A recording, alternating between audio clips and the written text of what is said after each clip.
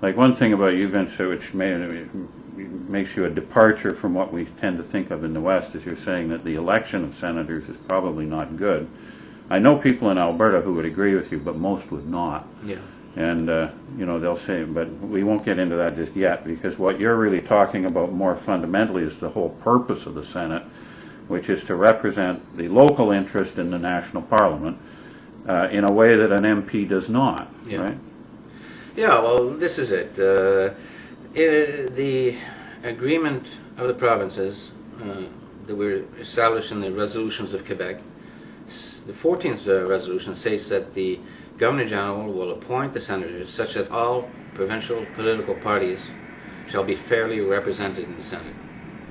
But basically, all provincial parties. All provincial parties. No, not national. Provincial parties would be fairly proportionately represented in the Senate according to their proportionate claim of loyalty in the province. That's right. So in Alberta, for instance, most of ours would probably be conservatives, provincial conservatives, having been selected by the provincial Conservative Party to go and represent them in the Senate. Is that right? Yeah, and this is constitutional law. Right. Bottom line, in constitutional law, we the people, through election, delegate our authority to our deputies, and this authority has to rise up through Parliament, so that the Governor General can sanction that authority sanction the exercise of power as being authorized by the people. Bottom line. Now, you can elect a senator and delegate the responsibility and authority to him to represent those interests in the Senate, but the problem is that the mandate is ill-defined, whereas in the 14th resolution of Quebec, by having the provincial political parties delegate their representatives to the Senate, right, under condition that they actually do promote their the political program, the policies, the measures, and the program of the party that is supported by the people, So they delegate representatives to the Senate to protect their power in the provinces to implement the programs that are supported by the provinces.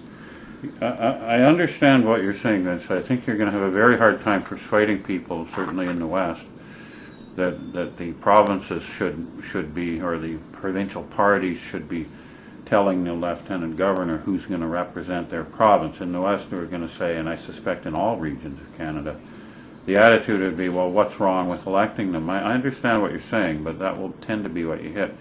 But regardless, however that works out, I understand that you're saying, well, as soon as somebody runs for office, in a way he decides what his mandate was. We keep seeing this every time there's an election. I have a mandate from the people, and of course, if you have one mandate, if you have two people representing the same area, both with an elected mandate, you may hit too much of a You have a conflict of power.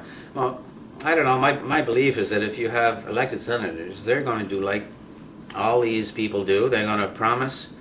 They're going to make you all kinds of promises, and with your own money. That's the, you imagine a senator going out there, it's costing him a fortune, okay, to run, and he's going to be promising you whatever you want to hear, and just exactly as do our federal deputies. So, what's going to be the difference between one and the other? As far as I'm concerned, they're just going to get together and share the power that the federal government already has.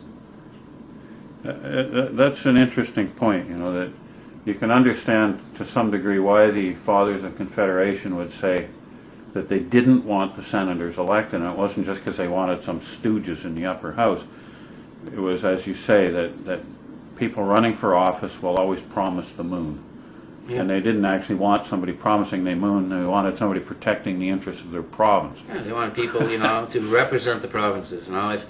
If you have, let's say, here we have in Quebec at this point, I think the ADQ has 40%, the Liberals have whatever, 40, and the PQ now have something like 20.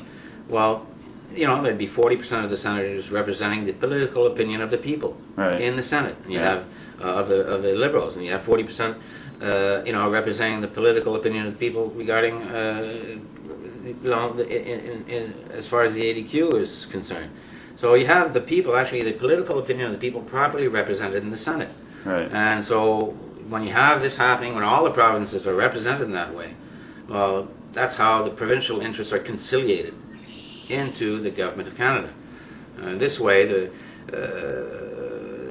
there would be coalitions in the Senate where, where the people's interests are conciliated, and they will, ensure that the federal government respects its legitimate constitutional jurisdictions, and they're going to maintain for the provinces the power to govern themselves as they wish.